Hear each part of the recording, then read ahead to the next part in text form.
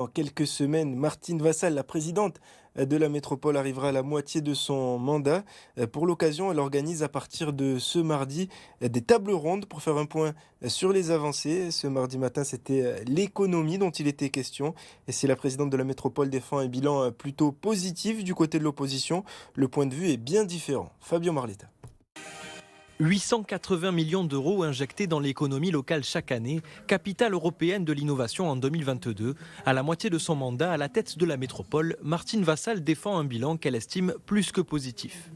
La métropole, elle est en marche, elle fonctionne bien et même elle accélère, puisqu'elle accélère de nombreux projets dans les biotech, dans la mobilité, dans le logement également. Aujourd'hui, on s'intéresse à la métropole parce que cette métropole, elle a beaucoup de potentialités, elle a beaucoup d'atouts et maintenant, ils sont mis en musique. Même satisfaction pour Gérard Gazet, qui voit l'opportunité d'aller plus loin dans les requêtes des habitants de la métropole.